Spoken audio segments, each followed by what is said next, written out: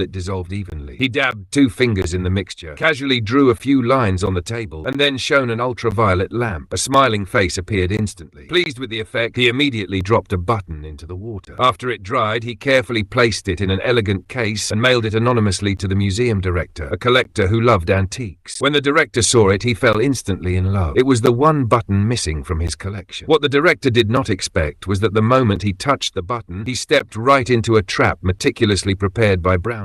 At that time, an accomplice, disguised as a tourist, had already arrived at the museum with a camera fitted with a thermal laser device and quickly locked onto the target. A beam of light from the camera shot through the display case, triggering the internal high-temperature anti-theft system to activate. The document, proclaimed as a first-class national treasure, the American Declaration of Independence, was instantly returned to the heavily guarded underground vault. Sure enough, the commotion immediately alerted the director. He raced toward the alarm, deftly pulled out a keyboard and entered the code, then used a micro camera to locate the surveillance feed connected to the vault. With a light tap, the museum's entire monitoring system was disabled. With everything made conductive, Brownvich took advantage of the museum's charity gala to slip in disguised as a maintenance worker. He passed security and blended into the hall, then slipped into the restroom, quickly removed his disguise and tossed it in a trash bin, leaving only a small electric drill on his person. He returned to the event and found the director. When someone came over to offer a toast, Brownvich smoothly took the director's wine glass and, claiming he had something to attend to, excused himself. Rounding a corner, Brownvich decisively poured out the champagne, produced a small bag, and ducked back into the restroom. He took out a specially prepared reagent, applied it to the glass, sealed everything, and in a minute the director's fingerprints on the wine glass became clear. Brownvich immediately pressed a paper sleeve over the print and used the lifted fingerprint to open the elevator to the vault. At the vault door, he photographed the keypad with his ultraviolet lamp. What Brownvich did not expect was that the museum director had been secretly observing him. The director also wanted to know whether the back of the Declaration truly hid the legendary treasure map. So the director and Kaiki reached an agreement. They spread the billion-dollar Declaration of Independence on a table, took a cotton swab, and repeatedly rubbed it on lemon pulp. When the swab was soaked with lemon juice, they carefully applied it to the back of the Declaration, intending to use the lemon juice reveal method to see if a hidden map existed. Even after the entire parchment had been treated, nothing was visible on the surface. Then Kaiki's elder suddenly suggested, "What if we apply heat?" Kaichi and the young woman immediately began blowing on it, and then used a hairdryer. Sure enough, after heating, hidden information appeared on the back of the Declaration. The two were overjoyed and kept drying it with the hairdryer. As they recorded all the hidden information, they discovered that the numbers were not map coordinates at all. They looked more like a cipher. Aman spent days and nights decrypting the code and determined they needed to infiltrate a closed-off clock tower. At that moment, the minute hand over the pond happened to point exactly at the 22-minute mark. Kaiki looked down and saw the clock tower's shadow pointing at a high wall. He ran to the wall and instantly noticed a red brick marked with a special symbol. Kaiki pulled out a small knife and, with wax as needed, cut away the mortar around the brick. When the brick was removed, a double-layer antique pair of spectacles worth 5 million was concealed inside. There was no time to waste. Kaiki had his teammates spread out the Declaration. Wall put on the spectacles and examined the paper carefully. Where the surface had been blank, a 3D stereographic image suddenly appeared, and by adjusting the lens tint, different clues emerged. Before Kaiki could fully decode the content, federal agents stormed in and arrested them for stealing the Declaration. During transport to jail, Hobler's communications equipment was suddenly and without warning jammed. A helicopter abruptly lifted off, its downdraft slamming into Hobler so hard he could not keep his eyes open. At that moment, an old bald man appeared beside Kaiki and whispered that someone would pick him up, then turned and left. Kaiki, bewildered, took advantage of Hobler's distraction and suddenly leapt into the stage area, where a diver quickly grabbed his ankle and hauled him to safety, a hair's breadth away from capture. Not satisfied, Payne arranged for his men to kidnap Kaiki's teammates and the elder as leverage, forcing Kaiki to lead him to the treasure. For the safety of his friends and the elder, Kaiki had no choice but to agree to Payne's demands. Soon, from the Declaration's 3D stereogram, Kaiki deduced the treasure's location. The group set off immediately for St. Cy Church in New York to search for it. They brought a 40-centimeter giant wrench and lit a torch. After confirming the tomb had sufficient oxygen, they continued inside. What met their eyes was a bewildering array of wooden staircases spiraling down the cliff wall with no end in sight. Kaiki spotted a massive chandelier and used his torch to set it alight. By its light, they planned to descend further. Unaware that centuries of age and whitewash had severely weakened the wooden stairs, they underestimated the load the steps could bear. Suddenly, the stairs collapsed, and everyone present panicked. The staircase broke again. Their strong teammate Aman leapt to a relatively safe section and called for Kaiki and the young woman to jump across. But as they rose to move, a